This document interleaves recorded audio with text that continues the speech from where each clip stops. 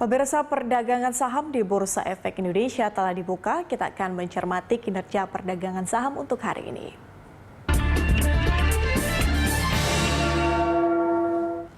Dan untuk mengetahui pergerakan saham hari ini, kita akan bergabung dengan analis BNI Sekuritas, William Siregar. Selamat pagi, Mas William. Selamat pagi, Patricia. Oke, Mas William, kalau kita lihat pergerakan indeks harga saham gabungan di pembukaan perdagangan hari ini dibuka di zona negatif dan sekarang bergerak di bawah level 6.200. Apakah ini kemudian menggambarkan indeks harga saham gabungan sepanjang hari ini? Pandangan Anda seperti apa, Mas? Iya, jadi memang saya lihat pergerakan indeks kita kemungkinan besar sampai closing nanti masih bergerak di teritori negatif, dan kita pikir ini wajar karena salah satu sisi di US juga sedang merah, yang kedua juga market mencermati tentang prediksi Menteri Keuangan yang memang di kuartal 1 ini kemungkinan besar kita masih mengalami pertumbuhan ekonomi yang masih negatif di minus 1% sampai minus 0,1%. Jadi saya pikir timeline tema berita hari ini tuh akan cukup menakutkan investor sehingga besar kemungkinan indeks kita masih akan challenging di hari ini, seperti itu. Sampai kapan, Mas William, prediksi Anda dengan adanya sentimen terkait dengan pelemahan pertumbuhan ekonomi, sampai kapan ini akan berpengaruh pada indeks kita? Ya, saya pikir investor kan cenderung forward looking gitu ya. Jadi mungkin untuk berita penurunan GDP di minus 1 sampai minus 0,1% itu mungkin akan direspon dalam waktu sepekan. Tapi saya pikir untuk pekan depan market mulai mencermati setelahnya what next, yang mungkin di kuartal 2 akan lebih baik karena di kuartal kedua kemungkinan besar vaksinasi sudah mulai berjalan normal, ekonomi sudah mulai pulih, dan juga ada festive season ya seperti Lebaran yang berpotensi mendongkrak dari consumer spending seperti itu. Jadi saya pikir ini hanya sentimen sesaat saja. Berarti kalau untuk hari ini pergerakan indeks kita akan berada di level berapa? Ya, saya cenderung cenderung kurang bisa memastikan, tetapi untuk penurunan gitu ya mungkin akan bergerak di level minus 0,5 sampai 1% gitu ya, dengan sentimen-sentimen yang sudah terjadi baik kemarin ataupun hari ini gitu. Jadi saya pikir arah pergerakannya tidak akan lebih dari sana. Oke, Mas William, kita masuk ke saham. Ini emiten mulai mengumumkan soal pembagian dividen. Kalau Anda sendiri melihatnya, apakah ini kemudian akan menjadi sentimen positif? Ini semua relatif ya, tergantung sama perusahaannya gitu. Karena kita memahami bahwa kondisi finansial perusahaan di tahun 2020 itu challenging sekali karena adanya COVID-19.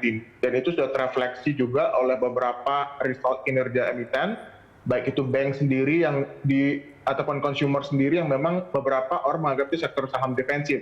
Tetapi memang banyak sekali perusahaan-perusahaan ini mengalami tekanan pada laba bersih. Sehingga saya pikir ada besar kemungkinan bahwa perusahaan akan memberikan dividen dengan payout yang lebih kecil dari payout rata-rata biasanya untuk mengantisipasi penurunan laba di tahun 2020 lalu.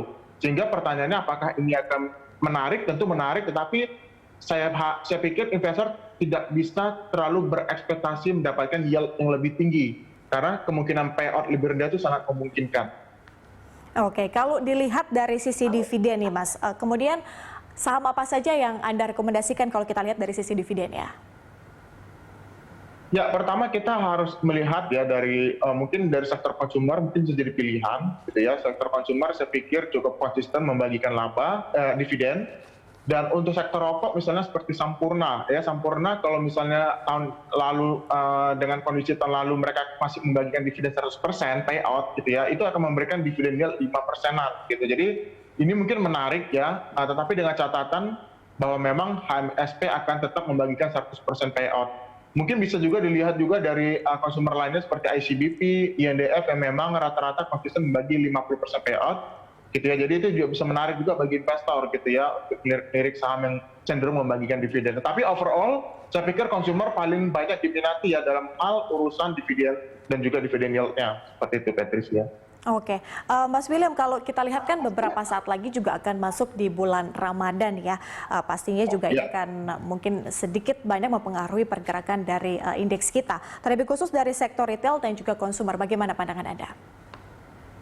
Ya, ini memang menarik sekali. Kenapa? Karena kita secara year on year kita malah melihat ada pertumbuhan yang signifikan di kuartal kedua nanti dibanding sama kuartal 2 tahun lalu. Karena di kuartal 2 tahun lalu kita melihat bahwa adanya PSBB itu membatasi memang aktivitas masyarakat untuk lebih tertahan.